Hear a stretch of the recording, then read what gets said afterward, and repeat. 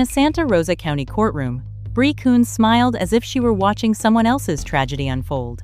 She laughed quietly with her attorneys, leaned back in her chair, and appeared strangely calm while prosecutors replayed the final moments of her husband's life. To many people in that courtroom, the image was unforgettable, because only a few years earlier, Bree had fired 4 bullets into the back of Colin Turner while he was still on the phone with a 911 dispatcher. The question that haunted the trial was simple. How could a decorated Navy Chief Petty Officer remain so emotionally detached after taking the life of the man she once called her best friend? Behind the walls of that military family home existed 2 completely different worlds. Colin Turner was trying to rebuild his life after years of military service and a traumatic brain injury suffered during his time in the United States Marine Corps. Friends described him as a devoted father who spent most of his days caring for the children while preparing for a new future outside the military. He had recently been accepted into Johns Hopkins University's master's program in electrical engineering, one of the most competitive academic programs in the country. For Colin, it represented hope, a second chance, a peaceful future after years of sacrifice. But Bree Kuhn lived in a different emotional reality. As an E-7 Chief Petty Officer in the United States Navy, she carried authority, status, and control. She supervised junior sailors, held security responsibilities, and spent nearly 2 decades building a respected military career. But court records later revealed a much darker picture behind that disciplined exterior. Bree had suffered severe mental health struggles. At one point, she experienced a suicide-related crisis serious enough for authorities to intervene under Florida's Baker Act. By September of 2021, the marriage was falling apart, and prosecutors later argued that Bree had already begun weaponizing the legal system before the shooting ever happened. On the morning of September 8th, Bree made the first 911 call. Sheriff's Office, emergency. Hi, can I have a police officer come to my address? 6184. Okay, what's going on? My husband pushed me up against the wall and threw me on the floor. Okay. Does anyone have any weapons? No, there's none in the house. And what's your first and last name? Bree Kuhn. I don't want him to take my daughter. Okay, give me one moment so I can have my deputies on the way, okay? Don't hang up. She accused Colin of physically assaulting her and claimed he pushed her against a wall before throwing her onto the floor. Deputies quickly arrived at the home, but they found no bruises, no cuts, no physical evidence supporting her story. Meanwhile, Colin calmly explained that Bree had been acting unpredictably and emotionally unstable for months. According to testimony, Bree had already begun using emotional pressure and control tactics inside the home. During one argument, she reportedly placed Colin's laptop inside the dishwasher and destroyed it. Colin also told officers she had taken away his identification documents and limited his access to money. Prosecutors later argued that the early 911 calls were not desperate pleas for safety. They were strategic, an attempt to create the image of an abused wife while pushing Colin out of the house and positioning herself for custody control over the children. Hours later, deputies returned again after Bree locked Colin outside the house. Officers informed her clearly that Colin had every legal right to enter the property because he co-owned the home.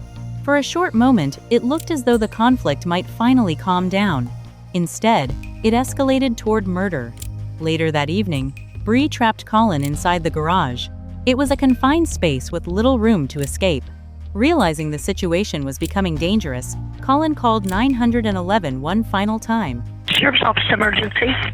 Hi, you guys have been out to my house twice today, and then most recently the deputy talked my wife into letting me in the house, and then she locked me in the garage and tried to break my arm when I was trying to get back inside. She's currently got me locked in the garage because earlier she broke both of the big doors, and then when I came out here to fix it after getting in the house earlier, she locked the door behind me. He was still on the call when the door behind him opened. And then when I tried to... What was that? You just shot me! I'm shooting with somebody. She's driving. She just shot him. I just heard 4 shots. Sir, are you there? Sir, are you there? He's not answering. What made that recording so powerful was the calmness in his voice. He carefully explained that his wife had locked him inside the garage and refused to let him back into the house. There was no screaming, no threats, no sound suggesting he was attacking anyone. Then suddenly, a loud sound interrupted the call. The dispatcher immediately asked what happened, and Colin answered with words that would later destroy Bree's entire defense. "She just shot me." Seconds later, more gunshots rang out through the recording. That 911 call became the one witness nobody could manipulate. Unlike testimony, unlike emotional courtroom arguments, the audio captured the truth in real time. And then the forensic evidence spoke for Colin Turner after death. Medical examiners concluded that Colin had been shot 4 times in the back while sitting on a small cooler inside the garage. Every bullet entered through his back and exited through his chest. His phone was still in his hand. There was no evidence that he was attacking Bree.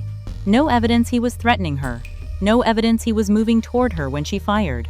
The prosecution argued that this was not self-defense. It was execution. At trial, Bree's legal team attempted to build a battered spouse syndrome defense. They claimed she had suffered years of abuse and eventually snapped under unbearable emotional pressure. But the strategy slowly collapsed. Her brother, Bree Kuhn, testified that he heard screaming and physical chaos before the shooting. However, prosecutors exposed inconsistencies in his statements and pointed out that several key details never appeared in earlier interviews. And then came the moment that destroyed the defense completely. Bree Kuhn refused to testify. Without her testimony, the defense expert could no longer fully support the battered spouse syndrome argument because the psychological analysis depended entirely on Bree personally describing the abuse she claimed to have suffered. Against that collapsing defense stood the most powerful evidence of all, the 911 recording. The jury deliberated for only a few hours before finding Bree Kuhn guilty of first-degree premeditated murder. She was sentenced to life in prison without parole. But even after the verdict, the damage left behind could never truly be repaired.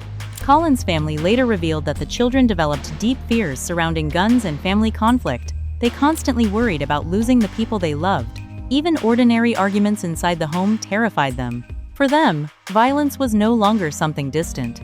It became the center of their childhood memories. In the end, the case of Bree Kuhn became more than a murder trial. It became a warning about manipulation, control, and the danger of turning victimhood into a weapon. And while Colin's family spoke about forgiveness, they also made one thing painfully clear. Forgiveness should never mean surrendering the truth. Because justice cannot negotiate with evidence recorded in real time.